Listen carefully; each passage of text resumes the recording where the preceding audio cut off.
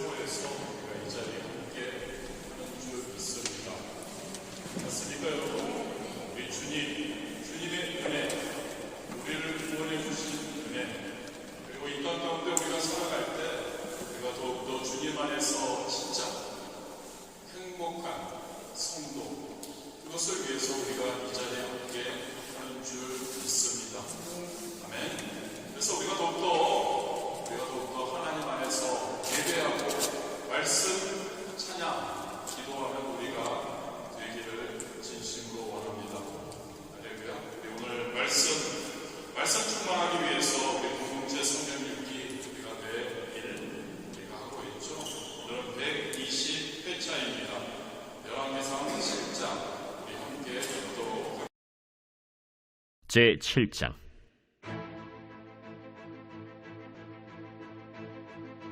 솔로몬이 자기의 왕궁을 13년 동안 건축하여 그 전부를 준공하니라. 그가 레바논 나무로 왕궁을 지었으니 길이가 100규빗이요 너비가 50규빗이요 높이가 30규빗이라. 백향목 기둥이 4줄이요 기둥 위에 백향목 들보가 있으며 기둥 위에 있는 들보 45개를 백향목으로 덮었는데 들보는 한 줄에 15이요 또 창틀이 3줄로 있는데 창과 창이 3층으로 서로 마주대하였고 모든 문과 문설주를 다 큰 나무로 네모지게 만들었는데 창과 창이 3층으로 서로 마주대하였으며 또 기둥을 세워 주랑을 지었으니 길이가 50규빗이요 너비가 30규빗이며 또 기둥 앞에 한 주랑이 있고 또 그 앞에 기둥과 섬돌이 있으며 또 심판하기 위하여 보좌의 주랑 곧 재판하는 주랑을 짓고 온 마루를 백향목으로 덮었고 솔로몬이 거처할 왕궁은 그 주랑 뒤 다른 뜰에 있으니 그 양식이 동일하며 솔로몬이 또 그가 장가든 바로의 딸을 위하여 집을 지었는데 이 주랑과 같더라. 이 집들은 안팎을 모두 귀하고 다듬은 돌로 지었으니 크기대로 톱으로 켠 것이라. 그 초석에서 처막까지와 외면에서 큰 뜰에 이르기까지 다 그러하니 그 초석은 귀하고 큰 돌, 곧 10규빗 되는 돌과 8규빗 되는 돌이라. 그 위에는 크기대로 다듬은 귀한 돌도 있고 백향목도 있으며 또 큰 뜰 주위에는 다듬은 돌 3켜와 백향목 두꺼운 단자 1켜를 놓았으니 마치 여호와의 성전 안뜰과 주랑에 놓은 것 같더라.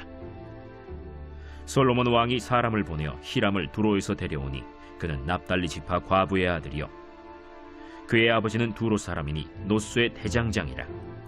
이 히람은 모든 논일에 지혜와 총명과 재능을 구비한 자이더니 솔로몬 왕에게 와서 그 모든 공사를 하니라. 그가 놋기둥 둘을 만들었으니 그 높이는 각각 18규빗이라. 각각 12규빗 되는 줄을 두를 만하며 또 놋을 녹여 부어서 기둥머리를 만들어 기둥 꼭대기에 두었으니 한쪽 머리의 높이도 5규빗이요 다른 쪽 머리의 높이도 5규빗이며 기둥 꼭대기에 있는 머리를 위하여 바둑판 모양으로 얽은 그물과 사슬 모양으로 따은 것을 만들었으니 이 머리에 7이요 저 머리에 7이라. 기둥을 이렇게 만들었고 또 2줄 석류를 한 그물 위에 둘러 만들어서 기둥 꼭대기에 있는 머리에 두르게 하였고 다른 기둥 머리에도 그렇게 하였으며 주랑 기둥 꼭대기에 있는 머리의 4규빗은 백합화 모양으로 만들었으며 이 2 기둥 머리에 있는 그물 곁 곧 그 머리에 공같이 둥근 곳으로 돌아가며 각기 석류 200개가 줄을 지었더라. 이 2 기둥을 성전의 주랑 앞에 세우되 오른쪽 기둥을 세우고 그 이름을 야긴이라 하고 왼쪽의 기둥을 세우고 그 이름을 보아스라 하였으며 그 2 기둥 꼭대기에는 백합화 형상이 있더라. 2 기둥의 공사가 끝나니라. 또 바다를 부어 만들었으니 그 직경이 10규빗이요 그 모양이 둥글며 그 높이는 5규빗이요 주위는 30규빗 줄을 두를 만하며 그 가장자리 아래에는 돌아가며 박이 있는데 매 규빗에 10개씩 있어서 바다 주위에 둘렸으니 그 박은 바다를 부어 만들 때에 2줄로 부어 만들었으며 그 바다를 소 12마리가 바쳤으니 셋은 북쪽을 향하였고 셋은 서쪽을 향하였고 셋은 남쪽을 향하였고 셋은 동쪽을 향하였으며 바다를 그 위에 놓았고 소의 뒤는 다 안으로 두었으며 바다의 두께는 한 손 너비만 하고 그것의 가는 백합화의 양식으로 잔 가와 같이 만들었으니 그 바다에는 2000밭을 담겠더라. 또 노수로 받침술의 열을 만들었으니 매 받침술의 길이가 4규빗이요 너비가 4규빗이요 높이가 3규빗이라. 그 받침술의 구조는 이러하니 사면 옆 가장자리 가운데에는 판이 있고 가장자리 가운데 판에는 사자와 소와 그룹들이 있고 또 가장자리 위에는 놓는 자리가 있고 사자와 소 아래에는 화환 모양이 있으며 그 받침술에 각각 네 놋바퀴와 놋축이 있고 받침술의 네 발 밑에는 어깨 같은 것이 있으며 그 어깨 같은 것은 물두멍 아래쪽에 부어 만들었고 화환은 각각 그 옆에 있으며 그 받침술의 위로 들이켜 높이가 한 규빗 되게 내민 것이 있고 그 면은 직경 한 규빗 반 되게 반원형으로 우묵하며 그 나머지 면에는 아로 새긴 것이 있으며 그 내민 판들은 네모지고 둥글지 아니하며 네 바퀴는 옆판 밑에 있고 바퀴축은 받침술에 연결되었는데 바퀴의 높이는 각각 한 규빗 반이며 그 바퀴의 구조는 병거 바퀴의 구조 같은데 그 축과 태와 살과 통이 다 부어 만든 것이며 받침술의 네 모퉁이에 어깨 같은 것 넷이 있는데 그 어깨는 받침술에와 연결되었고 받침술의 위에 둥근 테두리가 있는데 높이가 반 규빗이요 또 받침술의 위에 버팀대와 옆판들이 받침술에와 연결되었고 버팀대 판과 옆판에는 각각 빈 곳을 따라 그룹들과 사자와 종려나무를 아로새겼고 또 그 둘레에 화환 모양이 있더라. 이와 같이 받침술의 10개를 만들었는데 그 부어 만든 법과 크기와 양식을 다 동일하게 만들었더라. 또 물두멍 10개를 놋으로 만들었는데 물두멍마다 각각 40밭을 담게 하였으며 매 물두멍의 직경은 4규빗이라. 10 받침술에 위에 각각 물두멍이 하나씩이더라. 그 받침술의 5은 성전 오른쪽에 두었고 5은 성전 왼쪽에 두었고 성전 오른쪽 동남쪽에는 그 바다를 두었더라. 히람이 또 물두멍과 부삽과 대접들을 만들었더라. 이와 같이 히람이 솔로몬 왕을 위하여 여호와의 전에 모든 일을 마쳤으니 곧 기둥 둘과 그 기둥 꼭대기에 공 같은 머리 둘과 또 기둥 꼭대기에 공 같은 머리를 가리는 그물 둘과 또 그 그물들을 위하여 만든 바 매 그물에 2줄씩으로 기둥 위에 공 같은 2머리를 가리게 한 석류 400개와 또 10개의 받침수레와 받침수레 위에 10개의 물두멍과 한 바다와 그 바다 아래에 소 12마리와 솥과 부삽과 대접들이라. 히람이 솔로몬 왕을 위하여 여호와의 성전에 이 모든 그릇을 빛난 놋으로 만드니라. 왕이 요단 평지에서 숫꽃과 사르단 사이에 차진 흙에 그것들을 부어내었더라. 기구가 심히 많으므로 솔로몬이 다 달아보지 아니하고 두었으니 그 놋무게를 능히 측량할 수 없었더라. 솔로몬이 또 여호와의 성전의 모든 기구를 만들었으니 곧 금단과 진설병의 금상과 내소 앞에 좌우로 5씩 둘 정금 등잔대며 또 금꽃과 등잔과 불집게며 또 정금 대접과 불집게와 주발과 숟가락과 불을 옮기는 그릇이며 또 내소 곧 지성소문의 금 돌적이와 성전 곧 외소문의 금 돌적이더라. 솔로몬 왕이 여호와의 성전을 위하여 만드는 모든 일을 마친지라. 이에 솔로몬이 그의 아버지 다윗이 드린 물건 곧 은과 금과 기구들을 가져다가 여호와의 성전 곳간에 두었더라. 할렐루야. 짧게 여호와께서 7장을 함께 읽었습니다. 7장 1절 말씀을 가지고 우리가 잠시 몇 가지를 생각해 보았으면 좋겠습니다. 오늘의 주인공이죠. 솔로몬입니다. 솔로몬은 다윗 왕의 아들이죠.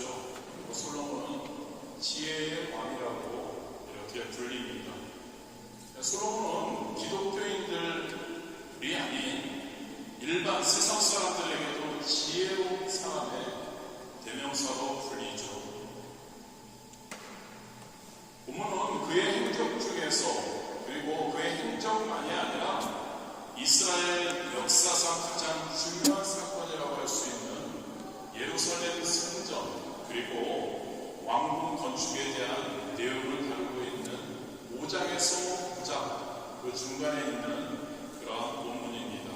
특별히 본문에서는 성전 건축 1절에서 12절까지 성전 건축 이 10년 만에 완성된 후에 이제 1절에서 12절 사이에 왕궁의 건축에 대해서 이야기를 하고 있습니다.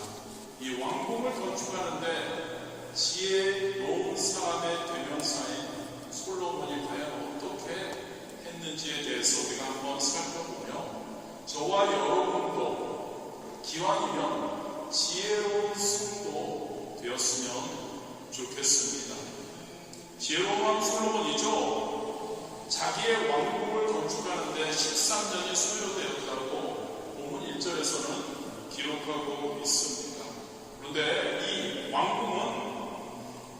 예루살렘 성전을 건축할 때와는 약간 다른 상황이었습니다. 예루살렘 성전을 건축할 때는 이미 부왕이신 아버지이신 다윗 왕이 준비해 놓은 그러한 많은 것들이 있었습니다. 건축을 위한 재료들이 너무나 많이 있었고, 그리고 그 재료를 사용해서 이 예루살렘 성전을 지었었습니다. 그런데 이 왕국은 어땠나요? 예루살렘 성전을 건축하기 전과는 전혀 다른 상황입니다. 기초 재료가 없는 상태에서 성전을 지을 때와는 다른 상황이었죠.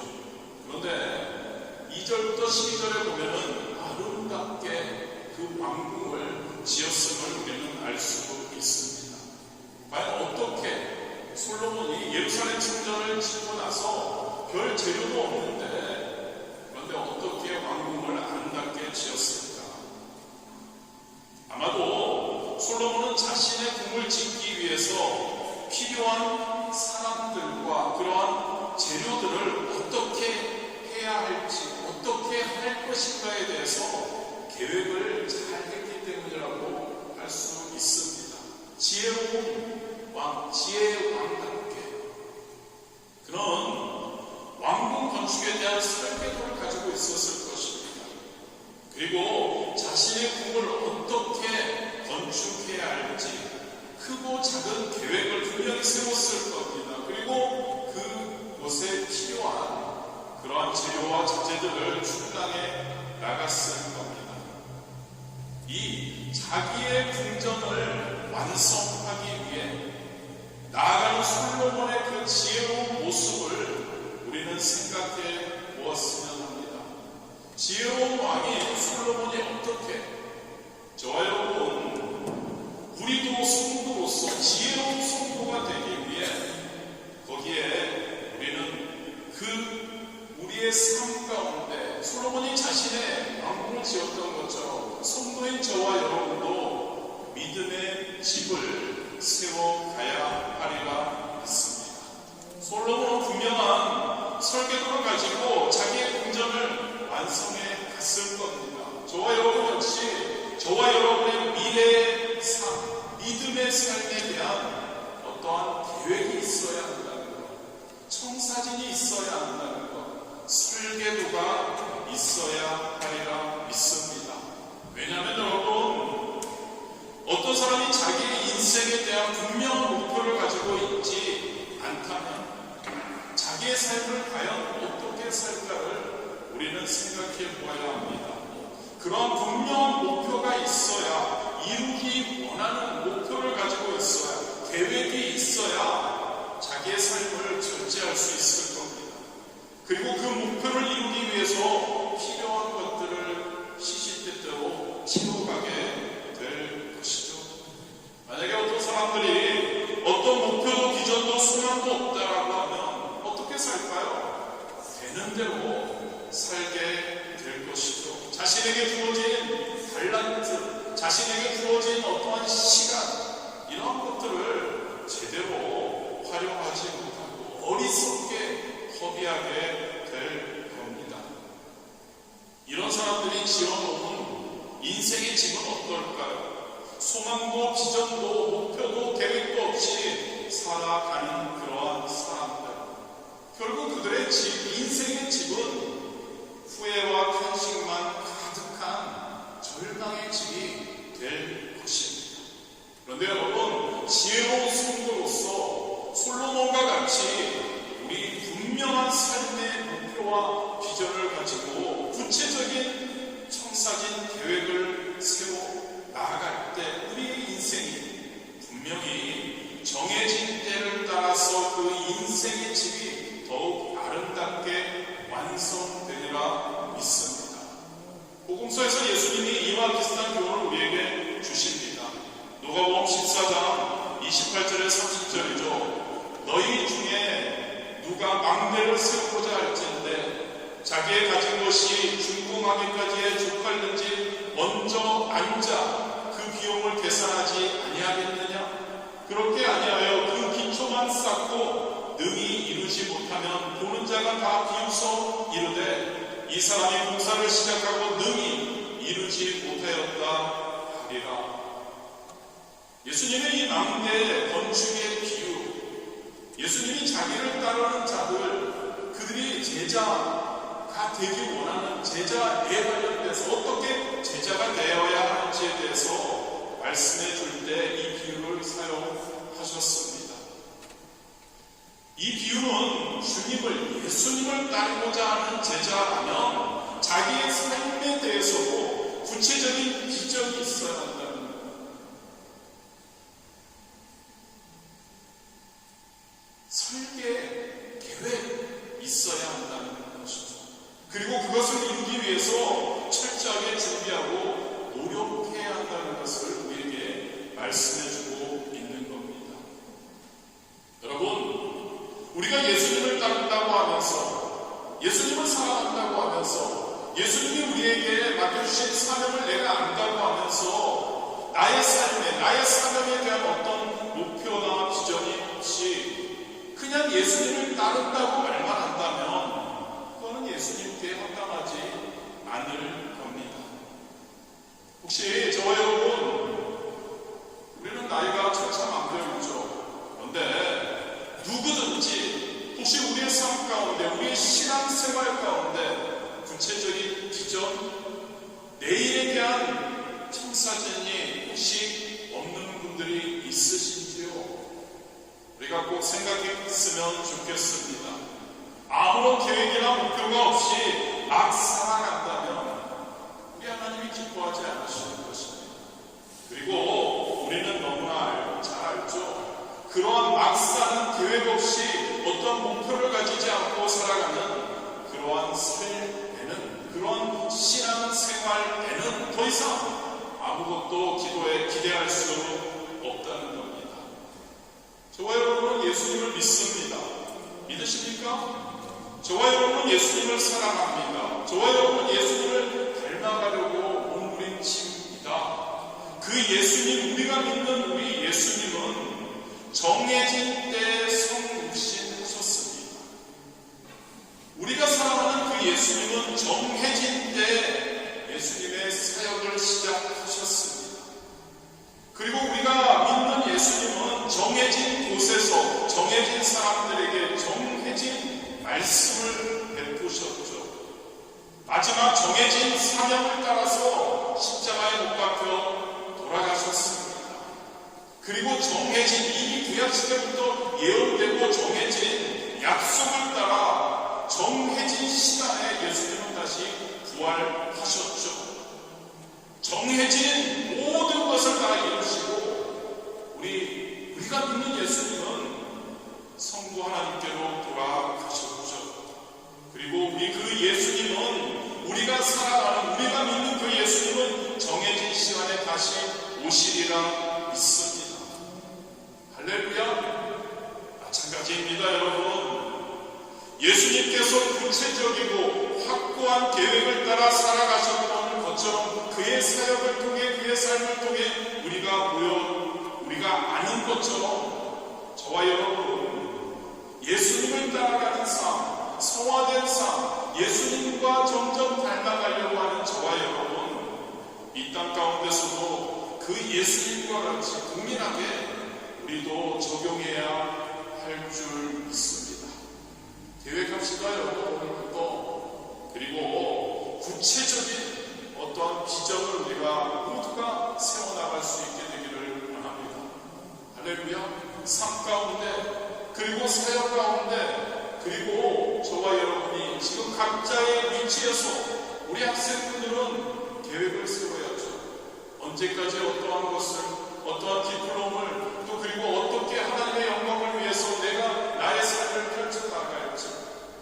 우리 연세가 조금 약간 많으신 우리 권사님들, 나의 삶이 이제 거의 마지막이구나 끝나는 것이 아니라 내일 내가 무엇을 할 것인지, 하나님을 위해서 내가 무엇을 할 것인지, 나의 삶에 진짜 이제 거의 마지막이지만 그 하나님이 부르실 때까지 내가 무엇을 할 것인지 계획하시는 저와 여러분이 되었으면 좋겠습니다.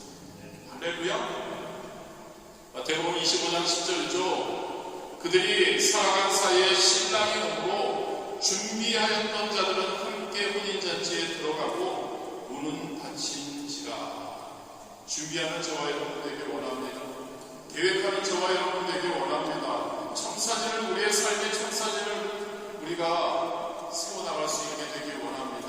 설계도를 우리가 세워나가길 원합니다. 물론 설계대로 안 될 수도 있지만, 그러나 우리 하나님께서 원하시는 것, 우리가 그러한 계획을 가지고 나아가는 것 너무나 중요한 것 같습니다. 그리고 하나만 더 생각해 보길 원합니다. 왕궁 건축의 기간 13년, 성전 건축 기간은 얼마였는지 아십니까? 바로 7년, 거의 2배에 해당합니다. 그래서 어떤 사람들은 이런 이야기를 하죠. 솔로몬이 성전을 건축하는 것보다 자신의 왕궁을 건축하는 데 더 힘썼다라고 말하기도 합니다. 그런데 이것은 잘못된 생각이죠. 그렇다면 왜 솔로몬이 자기의 왕궁을 건축하면서 이렇게 오랜 시간을 소비해야 했을까요? 아까도 언급했지만 예루살렘 성전 건축 때는 미리 다윗 왕이 많은 것을 다 준비해 놓았습니다. 그래서 재료를 특별히 구할 필요가 없었죠. 그냥 성전을 건축하면 되었던 것이죠. 그리고 왕궁을 짓는 것이 예배의 장소인 성전 건축과 같이 그렇게 급한 일은 아니었기 때문에 오랜 시간 동안 왕궁을 지었다고 할 수 있습니다. 그리고 하나님의 임재의 상징이 초소인 성전과 달리 실제로 사람들이 거주하면서 살아야 하고 많은 국가를 위해서 일이 이루어져야 하기 때문에 이 왕궁은 성전에 비해서 그 규모가 더 컸기 때문에 그 기간이 더 길어졌다고 할 수 있습니다. 그런데 만약에 예루살렘 성전을 지어놓고 이제 왕궁 자신이 살고 그곳을 진짜 급하게 서둘러서 진행해 나갔다면 아마도 솔로몬 자신은 물론이고 이스라엘 백성들 모두에게 그 왕궁을 짓는 것이 큰 부담이 되었을 겁니다. 그런데 솔로몬이 누구라고요? 지혜로운 왕이죠. 그는 더 중요한 것, 더 우선적으로 해야 할 일, 그리고 그렇지 않은 것을 지혜로운 솔로몬은 정확하게 구분하고 있었다는 겁니다. 그것에 따라서 중요하고 우선적으로 해야 할 일부터 힘을 다해서 이루어 나갔던 것을 알 수 있습니다. 성경에서는 우리에게 많은 가르침을 줍니다. 특별히 우선적으로 해야 할 일과 그렇지 않은 일, 더 중요한 일과 덜 중요한 일, 그것을 정확하게 분별하고 시간과 노력을 아끼고 지혜롭게 살아가야 한다고 성경에서는 우리에게 권면하고 있습니다. 이렇게 지혜로운 그리고 진짜 성도다운 삶을 살기 위해서 우리는 우선순위를 올바로 세워야 할 줄 믿습니다. 할렐루야. 우선순위를 세우는 것이 너무나 소중하다는 거죠. 그것은 개인의 삶이든 어떠한 공동체적인 것이든 그 목표를, 그 설계도와 청사진과 비전을 이루어가기 위해서 그 우선순위를 올바로 세우는 것은 필수적이기 때문입니다. 찰스 휴멘이라는 사람이 있습니다. 긴급함의 걱정이라는 그러한 저서를 통해 우리에게 이러한 얘기를 합니다. 우리들이 삶에서 만나는 온갖 딜레마들은 시간과 물질이 부족해서 오는 것이 아니고 일의 우선순위를 잘못 선택하면서 오는 것이다. 그렇습니다, 여러분. 성경에서는 아무리 급한 일이라고 해도, 아무리 하고 싶은 것이 있다고 해도 더 중요한 것을 선택하라고 이야기합니다. 더 중요한 것을 선택하고 그것을 실행하는 것이 지혜라고 우리에게 말씀해 주십니다. 마태복음 6장 33절 말씀, 저와 여러분이 너무나 잘 아는 말씀이죠. 너희는 먼저 그의 나라와 의를 구하라. 할렐루야. 너희는 먼저 그의 나라와 의를 구하라. 그리하면 이 모든 것을 너에게 더하시리라. 이 말씀이 바로 우리에게 가르쳐주는 것이 무엇입니까? 성도인 지혜로운 성도는 자기의 삶의 목표를 어디에 세워야 하는지, 그리고 지혜로운 성도는 어디에 우선순위를 두어야 하는지를 말씀하고 있는 거죠. 마태복음 8장 21절 22절입니다. 제자 중에 또 한 사람이 이르되 주여 내가 먼저 가서 내 아버지를 장사하게 하옵소서. 예수께서 이르시되 죽은 자들이 그들의 죽은 자를 장사하게 하고 너는 나를 따르라 하시리라. 아멘. 아멘. 세상 것보다 그렇다고 해서 아버지, 어머니를 두려워하는 것이 아니라 그것도 중요하지만 그것보다 더 중요한 것은 우리를 창조하신 하나님, 할렐루야, 그 하나님을 위해, 그의 나라와 그의 의를 위해 애쓰는 것이다.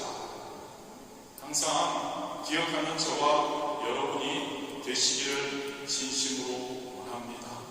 지혜로운 성도이십니까?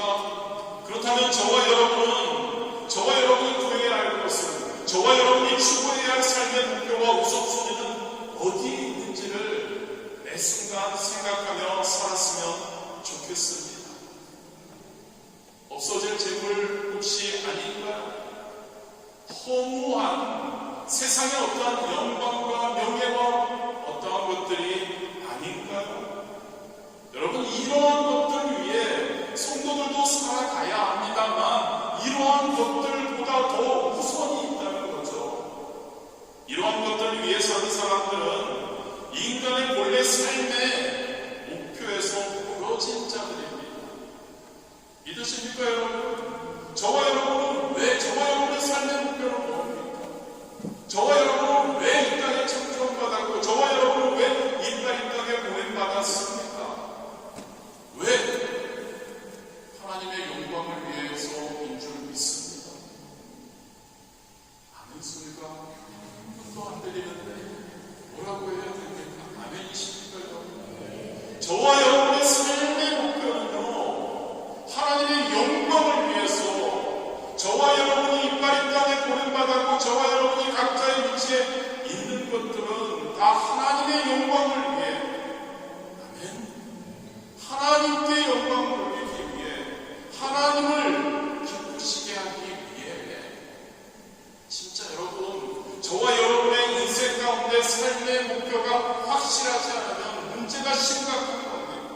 저와 여러분의 삶의 목표는 하나님의 영광을 위해, 믿으십니까? 저와 여러분의 삶의 목표는 하나님을 기쁘시게, 아멘입니다. 그러한 저와 여러분이 되어야 하죠. 저와 여러분의 삶의 목표가 없어질 재물이나 험한 세상의 영광이라면 여러분, 이것은 심판의 때 불타 없어질 것이죠. 우리가 그러한 것을 추구했다면 불타 없어질 그 것들, 그리고 그때 심판의 때에 우리는 심판을 받게 될 것입니다.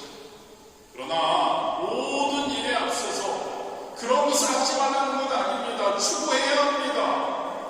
재물 추구해야 합니다. 할렐루야. 좋으시죠? 재물 추구해야 합니다.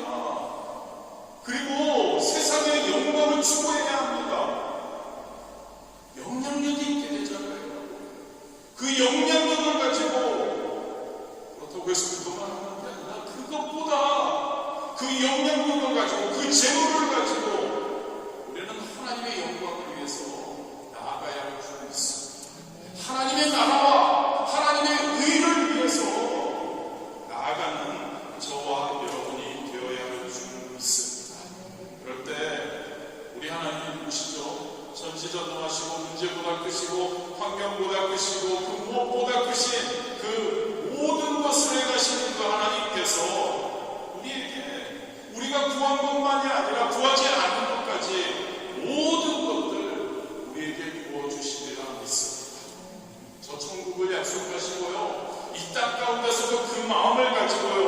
그의 나라와 그의 의가 우선이라는 것을 가지고 우리가 재물을 위해 그리고 우리가 모든 세상의 영광을 위해서 나아갈 때 우리 하나님께서 그 마음이 우리가 확실하게 모든 것을 수료하시는 그 하나님께서 우리에게 넘치도록 부어주시리라 믿습니다. 아멘. 누리십시오. 행복하십시오. 그리고 영향력을 가지십시오. 잘 되십시오. 마음 가운데 항상 이 모든 것은 하나님의 영광입니다. 우선권은 하나님. 아멘.